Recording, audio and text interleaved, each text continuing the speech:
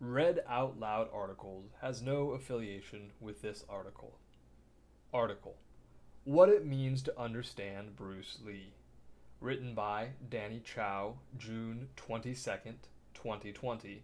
Found in The Atlantic. In the fall of 1963, Bruce Lee had ambitions of opening kung fu schools across America. The starting point was the Jun Fan Gu Fu Institution, Lee's home base in Seattle, a 3,000 square foot space close to the University of Washington campus where he was a lackadaisical student. At the institute, the itinerant thoughts of a failing philosophy major found structure. His dreamlike musings became gym mantras, using no way as way, having no limitations as limitation. The space was his holistic workshop as well as his residence. He slept in a windowless room in the back. There was no light switch near the door, which meant a lot of stumbling around in the dark to find your way. Even then, before the Hong Kong films that made him a global icon, there was barely a wall between Lee and the myth he was creating. Lee is the most influential martial artist in modern history. Just one facet of the legend he became after his untimely death in 1973 at age 32. Nearly 5 decades later, the world is still reckoning with the momentum he generated in his brief life and with the ways culture has reinvented him. In a sense, Lee's widespread impact, in realms as disparate as political protest and video games, is simply a reflection of his life's vision. To the world, he preached formlessness, a concept popularized via his famous "Be Water" response in an interview with Canadian journalist Pierre Berton. He'd come to the epiphany young. Punching the sea once in frustration, he was inspired by how it coolly neutralized his assertion. "I want to be like the nature of water," Lee once wrote. But that philosophy also presents a peculiar irony in how people understand him. When they reach for him, do they grasp the man or the symbol he became? Over the past year, Lee has been refashioned in a number of ways. In Cinemax Warrior, as the protagonist of his own television concept, realized at last. In Ip Man 4, the finale, as a youthful embodiment of how Kung Fu's traditional barriers of entry were broken. Infamously in Once Upon a Time in Hollywood, as a jive-talking prop, and in the recent ESPN 30 for 30 documentary, Be Water, as the product of enduring discrimination across two worlds. Each depiction capitalizes, in some way, on Lee's indestructible legacy, but it's not always clear when it's the man or the myth being examined, and whether that line may have lost some at some point. Bao Nguyen's Be Water is the most reverential of the lot, and the only one that explores Lee from an explicitly Asian American perspective. The documentary traces the contours of Lee's body of work through a lens of injustice, going back to contextualize the Chinese Exclusion Act of 1882 and using traumatic scenes from wars waged against Japan and Vietnam, respectively, to the civil rights movement of the 1960s as key historical moments in Lee's chronology. Racial bias and othering are ever present. Educational backdrops that show how meaningful it was for Lee to transcend the perceived constraints of his cultural identity, to Asian and American society, to American and Hong Kong. But Be Water also traps Lee in allegory, occasionally diluting his personal narrative in favor of symbolic weight. The fact that Bruce chose to marry a Caucasian person was an expression of how he felt about America. Lindy Lee Cadwell, Bruce's widow, says in the documentary with scholarly detachment, as if she weren't talking about herself. The documentary briefly outlines the political landscape of Lee's youth in Hong Kong, which toggled between British and Japanese occupation, but it only vaguely examines how he possessed his anger as a child. It only vaguely examines how he processed his anger as a child. Kids there have nothing to look forward to, Lee once said. The white kids have all the best jobs and the rest of us had to work for them. That's why most of the kids became punks. Lee became a street fighter. We used chains and pens with knives hidden inside. He told Black Belt magazine in 1967. Then, one day, I wondered what would happen if I didn't have any gang behind me if I got into a fight.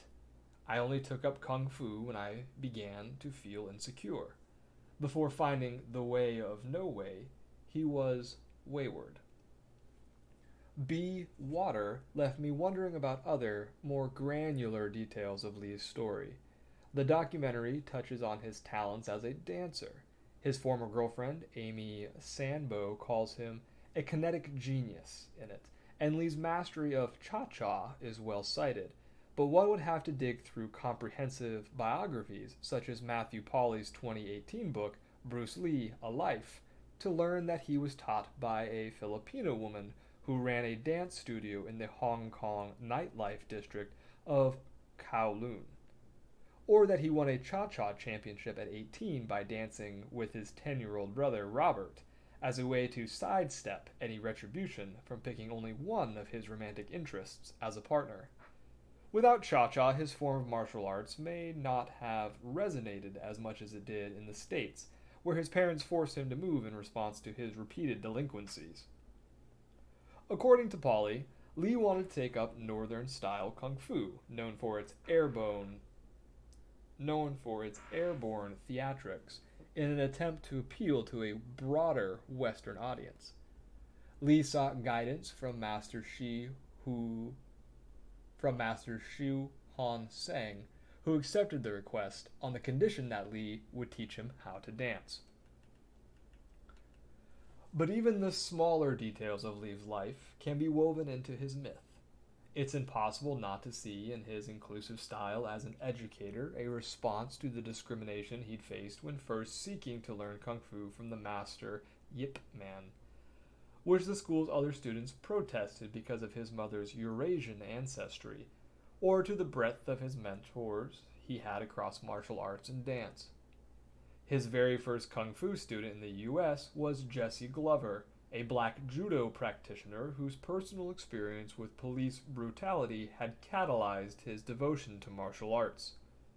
Glover used to stalk Lee outside of Ruby Chow's, a restaurant where Lee briefly served as a waiter and started kicking telephone poles to try to impress his future instructor. Their teacher-student relationship was symbiotic, as was the case for many of the students Lee taught. The dynamic was similar to the one he had with Master Shi Han Sang, only this time Lee was the master teaching kung fu in exchange for learning what it meant to be American. A big part of Lee's legacy is the philosophy he developed called Jeet Kune Do, the way of the intercepting fist. But even that, a treatise on the limitations of stylistic purity, often argued to be the foundation of modern mixed martial arts, found a life of its own. Lee's attempt at a unified theory of self-expression was quickly branded a style too, becoming a template for learning how to fight like Bruce Lee, capitalizing on a rush of momentum Lee had generated through his Hong Kong movies. An entire cottage industry was created after his death to essentially clone him through impersonation. Bruce Lee and Bruce Lee were the two most prominent imitators in film. Finding oneself is hard, it turns out. Retracing Bruce Lee's steps is easier. The path has diverged many times over. Lee's ubiquity, unsurprisingly, lends itself to fan fiction. Quentin Tarantino has been publishing his own for nearly 2 decades. Kill Bill, Volume 1, is a patchwork of references, drawing from Lee's final years both on and off screen. Uma Thurman's character, the bride, dons a near replica of the yellow jumpsuit Lee wears in Game of Death, which was still in production when he died. The titular villain, Bill, is played by David Carradine, who starred in Kung Fu a series that Lee's family has claimed was stolen by Warner Brothers, from a concept that Lee had developed himself. But where Kill Bill borrows Lee's iconography as a validation of the style that he made popular, Tarantino's more recent evocation of him is purely transactional. The controversial 5-minute Bruce Lee scene from Once Upon a Time in Hollywood borrows Lee's identity as a timestamp for the mid-1960s.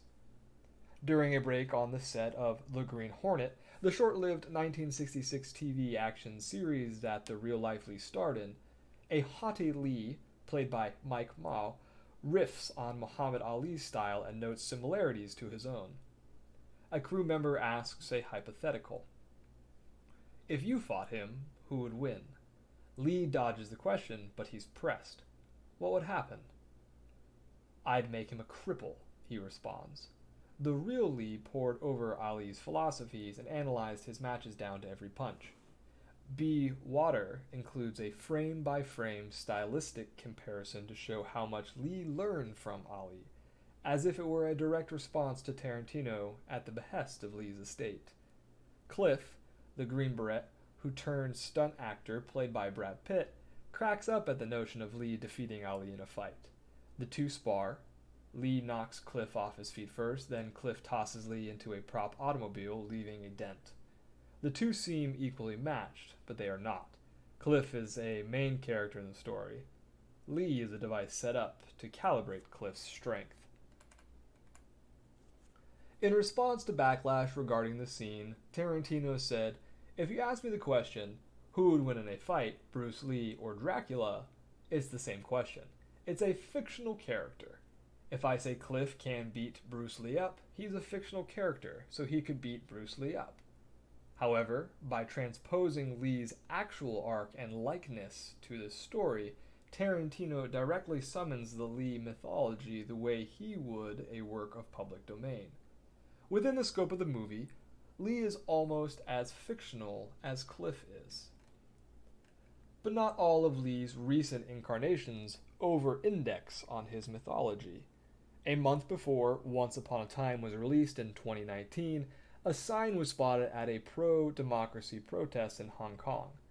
Be water, we are formless, we are shapeless, we can flow, we can crash, we are like water, we are Hong Kongers. Lee's most famous words have become an organizing principle for those of his homeland, a way of circumventing the police through waves of high-concentration rallies that can quickly and spontaneously disperse and regroup all across the city. As protests began all across the U.S. in honor of George Floyd, Breonna Taylor, and many other black lives that have been lost as a result of police brutality, Hong Kong protesters, now year-long veterans, offered advice on how to stay one step ahead of police. Be water was a common, essential refrain. It's taken 5 decades and countless mediums, but it's hard to imagine a sounder tribute to Lee's ideas of formlessness, which has once again made a voyage from Hong Kong to the U.S. And what about Bruce the Man? I found myself retracing his steps myself one night on YouTube, watching an old, low-res video of Glover, Lee's former student, taking the viewer on a tour of the Seattle the pair once knew. We see the sidewalk where Glover first tried to grab Lee's attention, post-workout Chinese restaurant haunts where Lee placated his insatiable appetite for oyster sauce beef, buildings where they used to train, now long demolished. The camera pans to a patch of grass where Glover deadpans, "This is where Bruce used to come and send me flying around my apartment." The version of the city that Glover, who died in 2012, remembers in the clip had already been lost for decades. But the mundanity of the video was comforting and, in a way, revelatory. Glover created a sense of order and routine in his recounting of his friend's life. It's frankly a bit boring, something Bruce Lee would never deign to be. His mythology, immortalized in film, writing, and martial arts, will always stand at the forefront of the popular imagination. But there, in the video of places and spaces that no longer exist, I finally caught a fleeting glimpse of the man in the back. This article has been What It Means to Understand Bruce Lee, written by Danny Chow, June 22nd, 2020, and may be found in The Atlantic.